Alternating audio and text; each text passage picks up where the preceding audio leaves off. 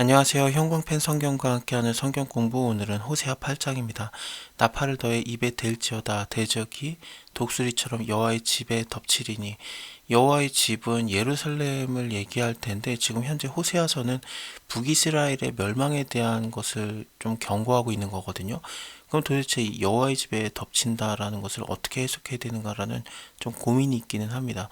일단은 나팔을 더해 입에 댈지어다는 나팔이 불려진다는 것은 경고예요. 심판에 대한 경고입니다.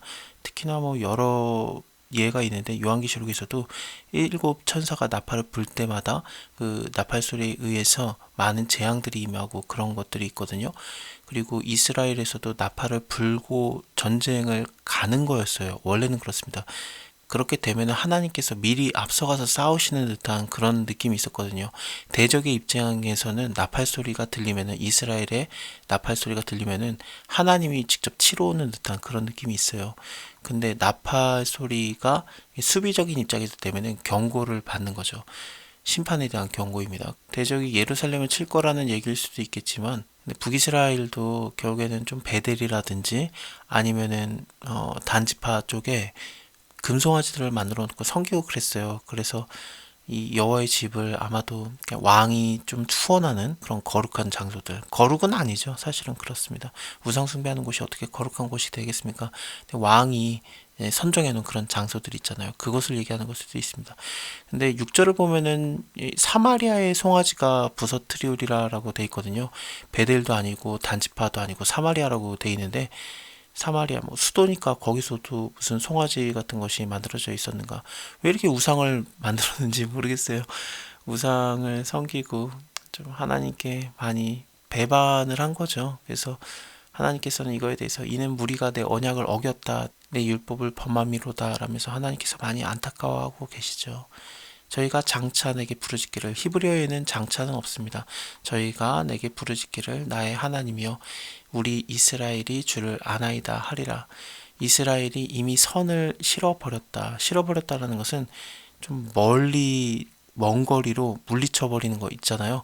그래서 선이라는 것은 하나님의 말씀을 쫓는 거예요. 율법대로 행하는 거, 언약을 지키는 거였는데 뭐 율법주의를 얘기하는 건 아닙니다. 하나님의 말씀을 사랑하고 그 말씀에 순종하는 거. 지금 우리로 따지면은 하나님의 말씀 자체이신 예수 그리스도를 사랑하고 순종하는 거, 따라가는 거, 그런 것들을 얘기하는 건데 그것을 싫어서 아예 멀리 치워버리는 거. 그러니까 대적이 저를 따를 것이다. 하나님을 버렸으니 대적이 따라오는 겁니다. 아브라함과 조카 롯도 마찬가지였죠. 하나님의 말씀, 약속의 땅 가나안 땅에 머물러라. 그것이 있는데 그 언약을 어기고 그 율법을 받아들이지 않고, 율법이라고 보기는 좀 무리가 있을 수도 있겠습니다만 아브라함과 롯에게 한 말은요. 어쨌든 하나님의 그 언약, 너가 약속의 땅 가나안 땅에 머물러라. 그것을 조카 롯은 버리고 소돔과 고모라로 떠났지 않습니까?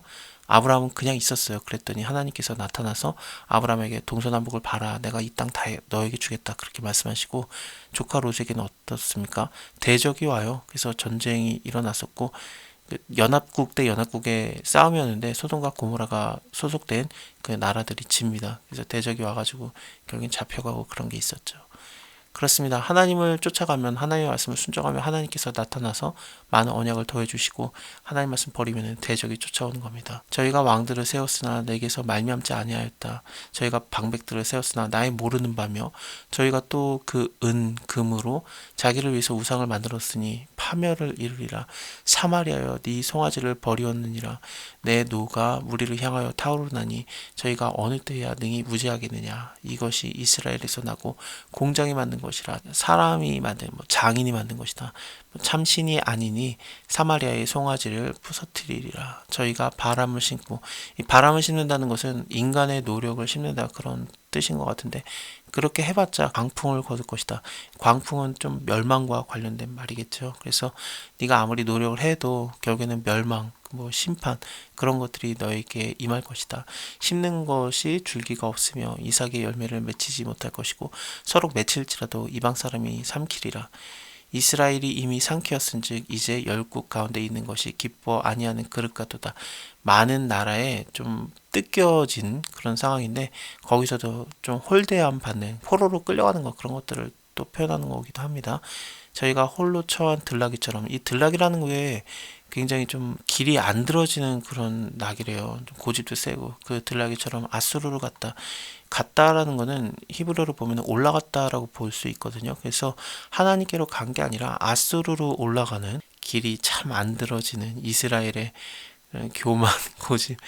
에브라임이 갑을 주고 연애하는 자들을 얻었도다. 에브라임이 북이스라엘을 대표하는데 아수르에 가가지고 이 나라를 도와달라 그런 식으로 이게 많은 돈을 갖다 주고 그랬었는데 그것을 얘기하는 겁니다. 저희가 열방 사람에게 값을 주었을지라도 이제 내가 저희를 모으리니 저희가 모든 방백의 임금에 지어준 짐을 인해서 쇠하기 시작하리라. 모든 방백의 임금은 당연히 아수르 왕들을 얘기하는 건데 아수르 왕들이 많은 짐을 더 많이 주는 거고 그것 때문에 이스라엘 나라 자체가 점점 약해지기 시작할 것이다. 에브라임이 죄를 위해서 제단을 많이 만들었더니 그 제단이 저희로 범죄케 하는 것이 되었도다. 내가 저를 위해서 내 율법을 만가지로 기록하였으나 저희가 관계없는 것으로 여기도다. 하나님께서 율법을 많이 주신 이유는 하나님과 관계를 맺는 많은 채널을 주신 겁니다. 밥 먹으면서도 이거는 하나님이 먹으라고 한 건데 먹지 말라고 한 건데 그러면서 하나님을 계속 생각하게 만든 거예요. 그래서 율법을 많이 준 거예요. 근데 그것을 다 관계없는 것으로 여기고 내가 드리는 제물로 말할지라도 저희가 고기로 제사를 드리고 먹거니와 여호와는 그것을 기뻐하지 아니하고 이제 저희의 죄악을 기억하여 그 죄를 벌하시리니 지금까지는 하나님께서 오래 참으심 그리고 노하기를 더디하심 사랑으로 자비로 죄악을 기억하지 아니하시고 덮어주시고 감싸주시고 그랬는데 이제는 죄를 다 기억하시고 그 죄를 벌하실 것이다. 저희가 애굽에 다시 가리라. 이 애굽에 다시 간다라는 것은 모세 때를 다시 생각할 수 있겠죠.